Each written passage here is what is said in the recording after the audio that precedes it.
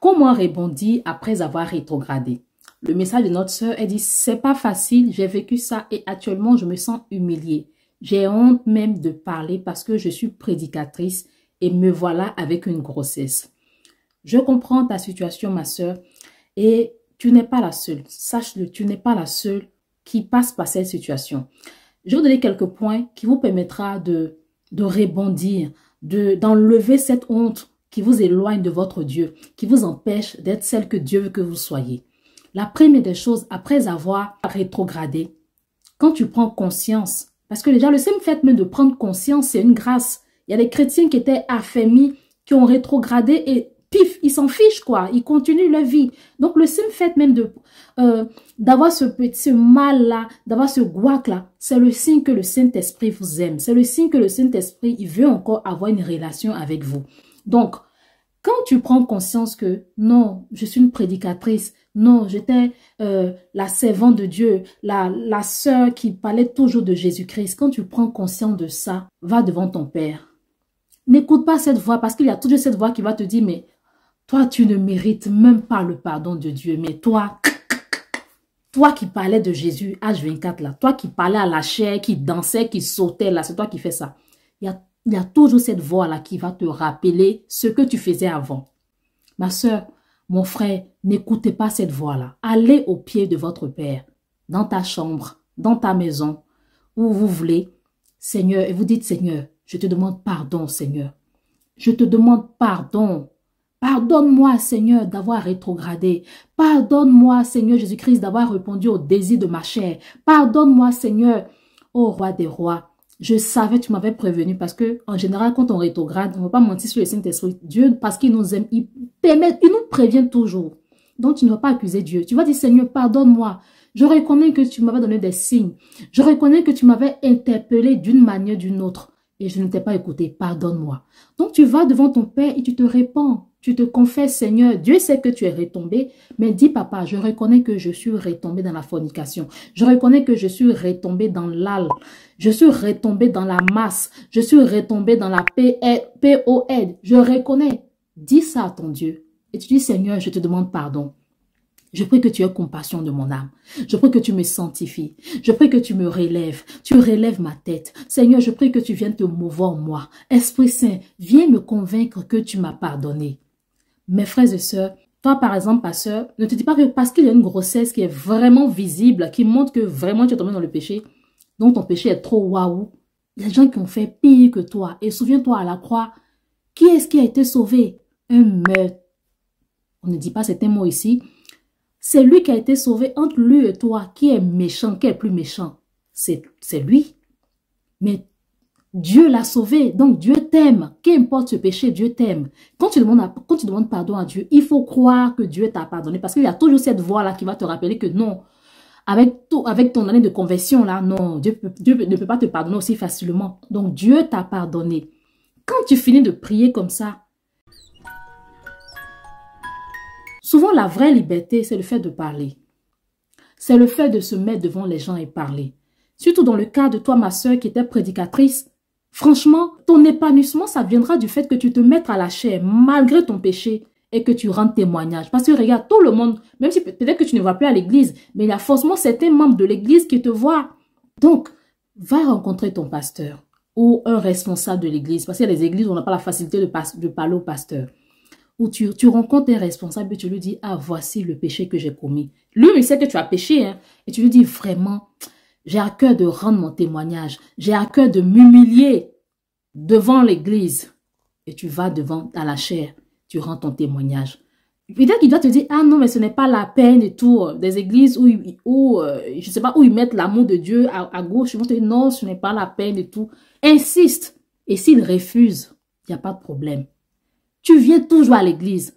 Si Dieu te fait la grâce d'être assise auprès d'une sœur qui te savait prédicatrice, qui te savait le grand chrétien, tu lui rends ton témoignage. Ah, ma sœur, voici ce par quoi, tu le vois, hein, voici ce qui s'est passé et tout. Je m'en voulais, je m'excuse auprès de vous. Peut-être que je suis une occasion de chute, vous dites des choses entre vous, mais voilà, c'est arrivé. Je prie que tu me soutiennes en prière. Prie pour que le Saint-Esprit continue de me pardonner, que le Saint-Esprit me donne la paix. J'ai la paix, mais je sais que j'ai besoin. En fait, il faut parler. Je vous encourage à parler. Parlez de ça. Parlez, oui, j'ai fait ça. Je ne pense pas de parler toute votre vie, hein, mais au moment où ça ne va pas, ouvre la bouche et parle. Vous verrez. Il y a des gens que vous voyez comme ça, vous les croyez trop parfaits, mais dans le cœur, il y en a qui ne commettent pas la fornication, qui ne commettent pas ça, mais qui sont remplis de colère, qui sont remplis de rancune. C'est vrai, pour vous, c'est visible, mais sachez qu'il y a pire que vous.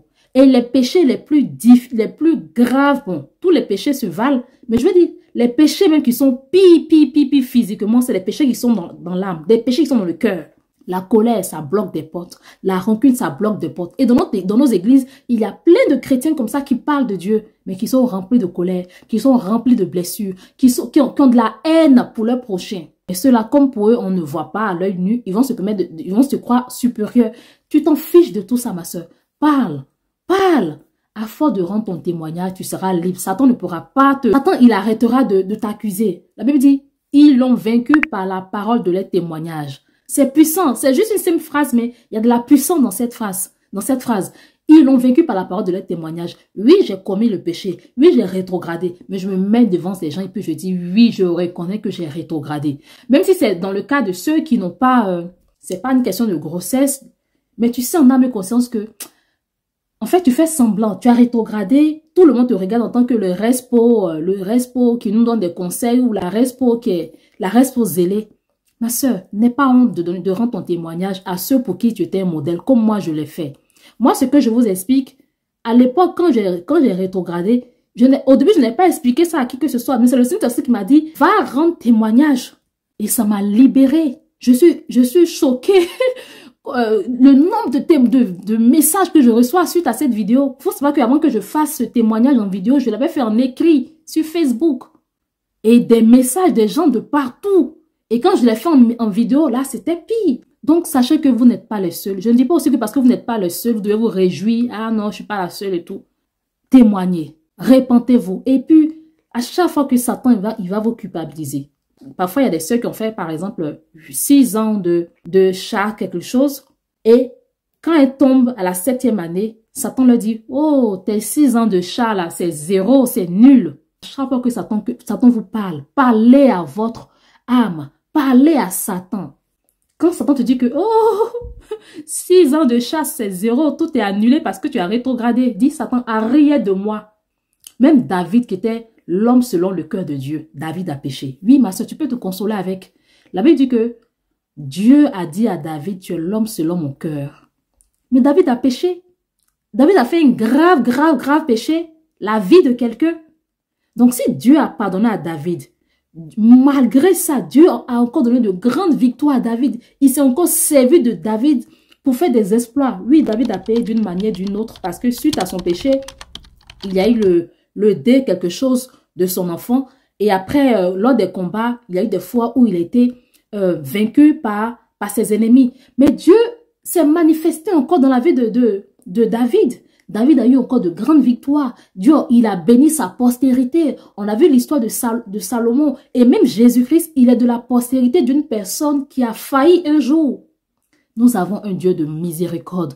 Nous avons un Dieu de compassion. Nous avons un Dieu qui ne nous aime pas parce qu'on marche dans la sanctification. Là, je vais rappeler à certaines sœurs. Et à certaines sœurs qui se disent, ah, comme moi je mène une vie de sanctification, ça veut dire que je suis mieux que les sœurs du monde. Mais non, Dieu nous aime tous. Nous sommes tous la créature de Dieu. Donc, il ne nous aime pas parce que on met en pratique sa parole. Il nous aime parce qu'il est le Dieu d'amour. C'est juste que avec ceux qui ne mettent pas en pratique sa parole, il y a certaines victoires que ces personnes ne pourront pas avoir. Donc, mes frères et sœurs qui passaient par là, répentez-vous, témoignez et puis allez de l'avant. Ce que vous faites avant pour Dieu, reprenez. Si avant tu prêchais, oui, tu as rétrogradé, mais tu t'es repenti, tu as rendu témoignage. Continue, reprends tes prédications, reprends tes vidéos et à nous aller. La marche est encore longue.